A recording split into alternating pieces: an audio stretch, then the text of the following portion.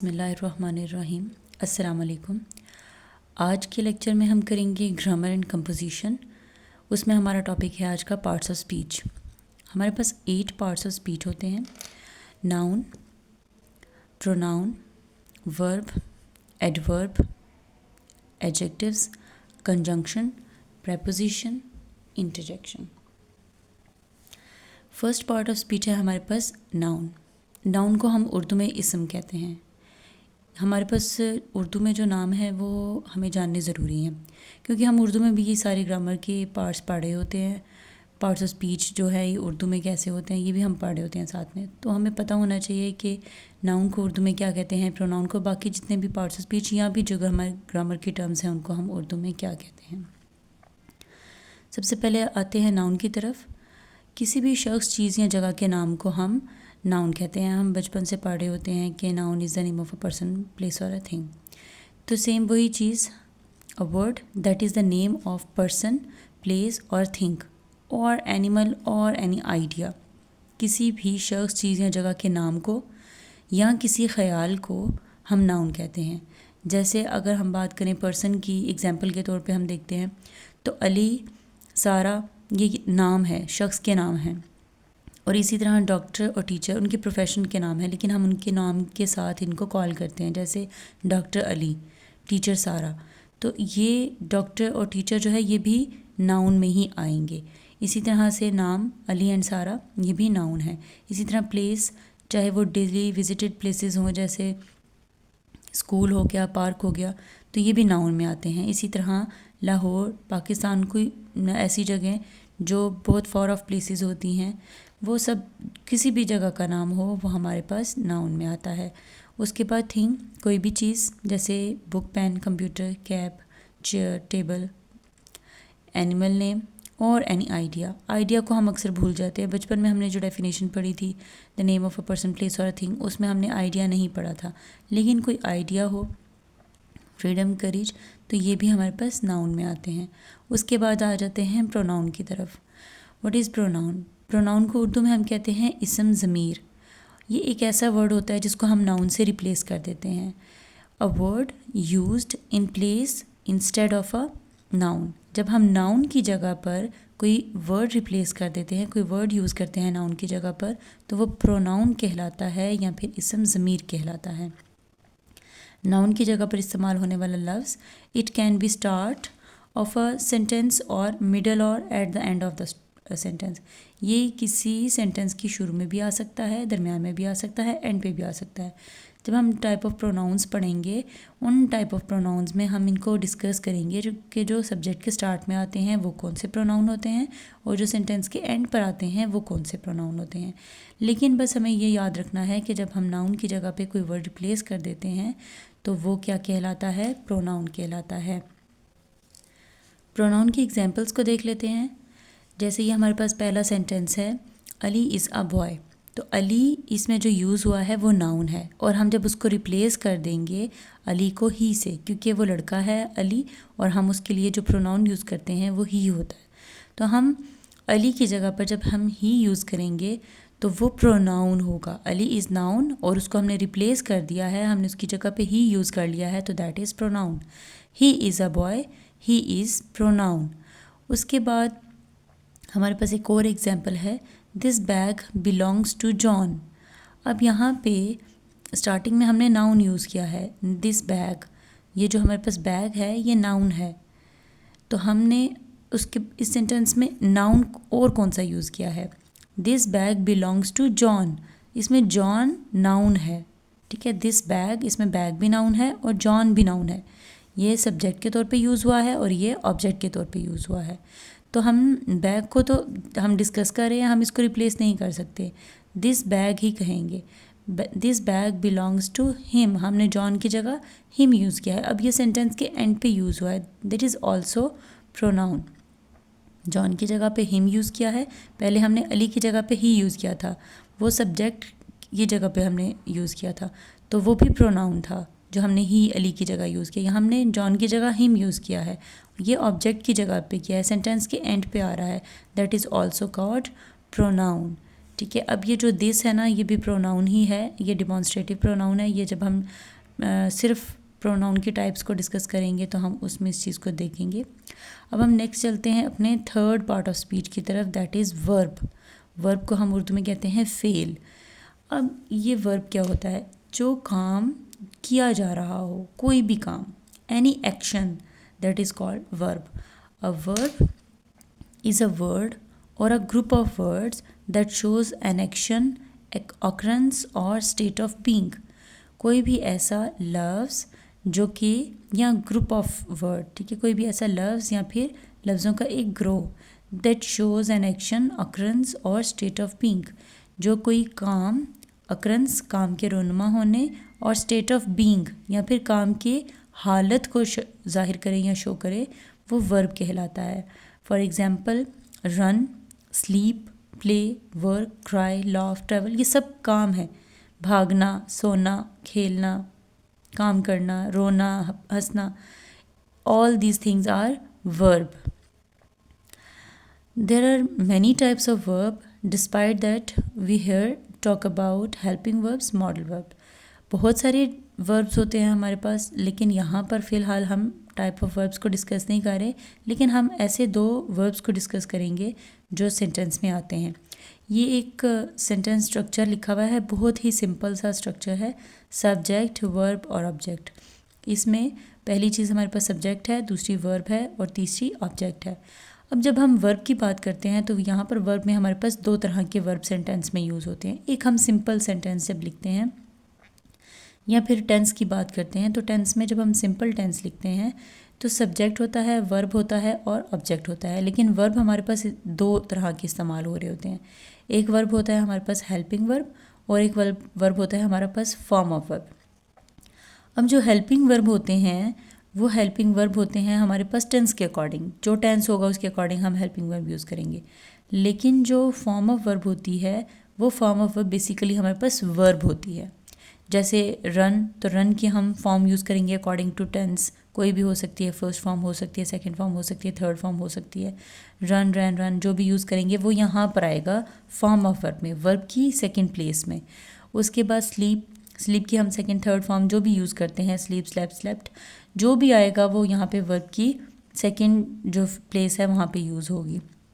Verb की दो चीज़ें यहाँ पे इस्तेमाल होती हैं टेंस में। उसके बाद आगे प्ले की बात करें, कोई भी वर्ब ऐसा जिस वर्ड को हम एज इट इज़ या फिर उसकी फॉर्म के तौर पे हम यूज़ कर रहे हैं, वो यहाँ पे वर्ब की सेकंड प्लेस में आते हैं।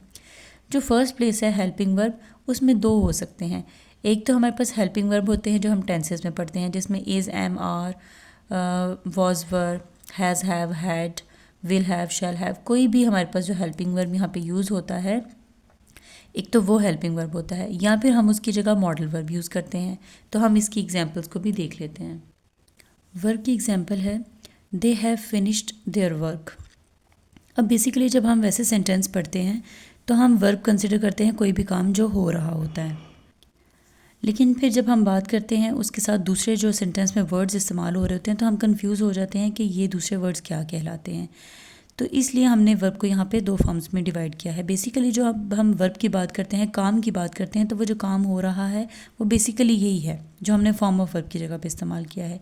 लेकिन जब हम साथ में हेल्पिंग वर्ब या मॉडल वर्ब की बात करते हैं तो हम उनकी एग्जाम्पल को भी साथ ही चेक कर लेते हैं। They have finished their work. अब यहाँ पे हैव इस्तेमाल हुआ है, ये हैव हेल्पिंग वर्ब है। इसी तरह यहाँ पे फिनिश्ड फॉर्म ऑफ वर्ब है। तो हम बेसिकली अगर हम बात करें काम होने की, तो इसमें जो फिनिश्ड है दैट इज़ वर्ब, काम हो रहा है, काम ख़त्म हो गया है यहाँ पे, तो वो ख़त्म होना क्या है यहाँ पे वर्ब है। और यहाँ पर जो हमने हेल्पिंग वर्ब इस्तेमाल किया है have, that is also a type of verb. हमने कहा था कि वर्ब की दो किस्में होती हैं, एक हेल्पिंग वर्ब फर्स्ट प्लेस और दूसरी फॉर्म ऑफ वर्ब जो सेकंड प्लेस में हम इस्तेमाल करते हैं। इसी तरह यू शुड स्पीक पोलाइटली। अब इसमें जो काम हो रहा है बेसिकली वो काम क्या है, स्पीक, बोलना। तो जब हम इसकी बात करते हैं वर्ब की टाइप्स की, कि एक जो सेकंड प्लेस में हमने यूज़ किया है वो फॉर्म ऑफ वर्ब है, और जब हम फर्स्ट प्लेस में बात कर रहे हैं यहाँ पर तो शुड इस्तेमाल हुआ है। तो शुड क्या है, मॉडल वर्ब है। उसके बाद हम आगे चलते हैं एडवर्ब की जानिब। Adverb is a word that qualifies और एक्सप्लेन अ वर्ब। एडवर्ब, इसको हम उर्दू में फ़ेल मतली कहते हैं। एडवर्ब बेसिकली एक ऐसा वर्ड है जो कि एक्सप्लेन करता है वर्ब को, जो कि वर्ब को बयान कर रहा होता है। Adverb is the word that modifies a verb, an adjective और अनदर एडवर्ब। एडवर्ब एक ऐसा वर्ड है जो कि मॉडिफाई करता है एक वर्ब को, एडजेक्टिव को या अनदर एडवर्ब को। ये आगे हम जब एग्जांपल्स करते हैं तो हम इन सारी चीज़ों को साथ में डिस्कस करेंगे। It also describe how, where, when, why, मतलब ये एक्सप्लेन कर रहा होता है कि जो काम हो रहा है वो कैसे हो रहा है। देखिए हमें वर्ड है एडवर्ब, उसी से पता चल रहा है कि ऐसा वर्ड जो कि वर्ब को एक्सप्लेन कर रहा है। पहले हमने पीछे पढ़ा है वर्ब, अब हम जब एडवर्ब की बात करते हैं तो एडवर्ब ऐसा वर्ड होता है जो कि वर्ब को एक्सप्लेन करता है। वर्ब होता है बेसिकली काम, और जब हम एडवर्ब की बात करते हैं तो वो ऐसा वर्ड होता है जो कि उस काम को एक्सप्लेन कर रहा है। जैसे यहाँ पे हमारे पास सेंटेंस में लिखा हुआ है शी रन्स क्विकली, तो रन तो हमारा बेसिकली वर्ब है, तो इसको एक्सप्लेन कौन कर रहा है? क्विकली, कि वो तेज़ी से भागती है। तो अब यहाँ पे रन वर्ब है और जो उसको एक्सप्लेन कर रहा है वर्ड, दैट इज़ एडवर्ब। इसी तरह से he will arrive tomorrow, he will arrive, इसमें आना क्या है? वो आएगा। He will arrive, arrive verb है, आना वर्ब है, लेकिन जब इसको एक्सप्लेन कर रहा है वर्ड कि वो कब आएगा, तो ये वर्ड टुमारो एडवर्ब है। देखिए यहाँ पे हमारे पास डेफिनेशन में भी लिखा हुआ है कि it also describe how, where, when, why, मतलब जो हमारा काम हो रहा है उसको एक्सप्लेन कर रहा है कि यहाँ पे कि वो भागती है तो वो कैसा भागती है, अगर वो आएगा तो वो कैसे, कब आएगा, व्हेन का एक्सप्लेन कर रहे हैं। तो जो ऐसा वर्ड जो वर्ब को एक्सप्लेन कर रहा होता है वो क्या कहलाता है? एडवर्ब कहलाता है। Tomorrow describe when he will arrive, tomorrow explain करेगा कि वो कब आएगा। उसके बाद नेक्स्ट है the book is very interesting. अब इसमें अगर हम बात करें जो हमने अभी तक पार्ट ऑफ स्पीच पढ़े हैं, तो द बुक नाउन है, इज़ हेल्पिंग वर्ब है, वेरी इंटरेस्टिंग, वेरी एडवर्ब है, इंटरेस्टिंग एडजेक्टिव है। अभी हमने आगे एडजेक्टिव पढ़ना है। तो बेसिकली ये जो है हमें एक्सप्लेन करता है, क्वालिफाई करता है। देखिए हमने अभी ऊपर डेफिनेशन में भी पढ़ा था कि adverb is a word that modify a verb, जो कि वर्ब को मॉडिफाई करता है या फिर एडजेक्टिव को मॉडिफाई करता है। अब देखिए एडजेक्टिव है, एडजेक्टिव बेसिकली क्वालिटी होती है। अब यहाँ पे वो बुक की क्वालिटी है कि वो इंटरेस्टिंग है। हम अभी आगे एडजेक्टिव पढ़ेंगे, उसमें भी हम यही चीज़ देखने वाले हैं कि एडजेक्टिव क्या होता है। तो एडजेक्टिव बेसिकली क्वालिटी होती है किसी भी चीज़ की। अब यहाँ पर ये बुक की क्वालिटी है कि वो इंटरेस्टिंग है, तो अब ये वेरी जो है ये इसको मॉडिफाई कर रहा है, ये वेरी इसको एक्सप्लेन कर रहा है कि ये कितनी इंटरेस्टिंग है, वेरी इंटरेस्टिंग, बहुत ज़्यादा। तो एडवर्ब जो है यहाँ पे उसने क्वालिफाई किया है एडजेक्टिव को। Very is adverb in this sentence which modify adjective interesting, interesting इसमें adjective है जिसको modify कर रहा है to show to what extent, कि कितने extent तक। अब आगे चलते हैं adjective की तरफ। adjective कहते हैं इसम सिफ्त को, किसी खूबी को, किसी चीज़ की को जब हम बताते हैं कि ये किस तरह की है, चाहे वो खूबी हो या हामी हो, तो हम उसको एडजेक्टिव कहते हैं। Adjective is the word that explain और डिस्क्राइब और मॉडिफाई अ नाउन और अ प्रोनाउन। जब किसी नाउन या प्रोनाउन को, अब जब हमने एडवर्ब की बात की थी, तो एडवर्ब में जो एडवर्ब होता है वो किसको एक्सप्लेन करता है? वर्ब को, ठीक है, वर्ब को एक्सप्लेन करता है या फिर टू सम एक्सटेंट एडजेक्टिव को करता है। लेकिन यहाँ पर जब हम एडजेक्टिव की बात करते हैं तो एडजेक्टिव किसको एक्सप्लेन करता है? नाउन को या प्रोनाउन को। तो आपने ये याद रखना है कि जब हम एडवर्ब की बात करते हैं तो एडवर्ब वर्ब को एक्सप्लेन करता है, एडजेक्टिव नाउन या प्रोनाउन को एक्सप्लेन करता है, उनकी सिफ्त को, उनकी खूबी या खामी को, उसकी क्वालिटी को, क्वांटिटी को एक्सप्लेन करता है। Adjective is a word that explain, describe और मॉडिफाई अ नाउन और प्रोनाउन। एडजेक्टिव ऐसा वर्ड होता है जो किसी नाउन या प्रोनाउन को एक्सप्लेन करता है, डिस्क्राइब करता है या उसको मॉडिफाई करता है। By providing additional information, extra information provide करके about quality, quantity, size, shape, colour, ठीक है, कोई भी इस तरह की चीज़ जो उसकी खूबी खामी उसको एक्सप्लेन कर रही हो basically. We can say that adjective is a word that explains और क्वालिफाइज अ नाउन और अ प्रोनाउन। एडजेक्टिव ऐसा वर्ड है जो कि किसी भी वर्ड को, किसी नाउन को या प्रोनाउन को एक्सप्लेन कर रहा होता है। जैसे शी इज़ ब्यूटीफुल सिंगर। अब she is a singer, singer तो हमें पता है कि वो नाउन है। शी इज़ अ सिंगर, वो नाउन है, वो गाना गाती है, सिंगर है वो। ब्यूटीफुल साथ में लग गया है तो वो एक्सप्लेन कर रहे हैं कि वो कैसी सिंगर है। ठीक है, वो सिंगर को एक्सप्लेन कर रहे हैं, वो नाउन को एक्सप्लेन कर रहे हैं, वो टू सम एक्सटेंट वो शी को एक्सप्लेन कर रहे हैं, प्रोनाउन को, कि ब्यूटीफुल वो कैसा गाती है, ब्यूटीफुल गाती है, वो बहुत खूबसूरत गाती है। The delicious cake was eaten by everyone. Delicious cake था, बहुत मज़ेदार केक था, was eaten by everyone, जो सब ने खाया। अब यहाँ पे केक को एक्सप्लेन कर रहा है कि केक कैसा है, डिलीशियस है। ठीक है, तो केक इज़ अ नाउन, तो डिलीशियस का वर्ड जो एडजेक्टिव है वो किसको एक्सप्लेन करेगा, नाउन को एक्सप्लेन करेगा। तो बेसिकली आपने याद क्या रखना है कि जो एडवर्ब है वो वर्ब को एक्सप्लेन करता है और जो एडजेक्टिव है वो नाउन या प्रोनाउन को एक्सप्लेन करता है। आगे चलते हैं, कंजंक्शन। नेक्स्ट जो हमारा पार्ट ऑफ स्पीच है दैट इज़ कंजंक्शन, जिसको हम उर्दू में हरफ अत्फ कहते हैं। The conjunction is a word use to join words, phrase और clause in the sentence. Conjunction basically एक ऐसा वर्ड होता है जो कि किसी वर्ड को, फ्रेज़ को, क्लॉज को, ये पार्ट ऑफ सेंटेंसेस होते हैं। बेसिकली पार्ट ऑफ सेंटेंसेस को आपस में ज्वाइन करने के लिए यूज़ होता है। जब हमने दो पार्ट ऑफ सेंटेंसेस को ज्वाइन करना है तो उनको ज्वाइन करने के लिए जो वर्ड्स हम यूज़ करते हैं वो क्या कहलाते हैं, कंजंक्शन या हरफ अत्फ कहलाते हैं। जैसे एंड, बट, और, so, until, yet, because, if, although, while, ये सब क्या हैं, कंजंक्शन है। इन सब को हम पार्ट ऑफ सेंटेंसेस को या वर्ड्स को ज्वाइन करने के लिए इस्तेमाल करते हैं। इनकी एग्जांपल्स को देख लेते हैं। कंजंक्शन सेंटेंस के अंदर कैसे यूज़ होती है, she bought apples and oranges. अब यहाँ पे दो वर्ड्स को कंबाइन करने के लिए, ज्वाइन करने के लिए हमने कंजंक्शन यूज़ की है and, apples and oranges. She bought, उसने ख़रीदे थे एप्पल्स और ऑरेंजेस, तो हमने एप्पल और ऑरेंजेस को कंबाइन करने के लिए, ज्वाइन करने के लिए हमने कंजंक्शन यूज़ की है। यहाँ पर हमने वर्ड्स को ज्वाइन किया है। अगर हम नेक्स्ट देखते हैं तो wait here until I return. अब यहाँ पर वेट हेयर, ये भी पार्ट ऑफ सेंटेंस है, एक छोटा सा सेंटेंस है जो कम्बिनेशन ऑफ वर्ड्स है।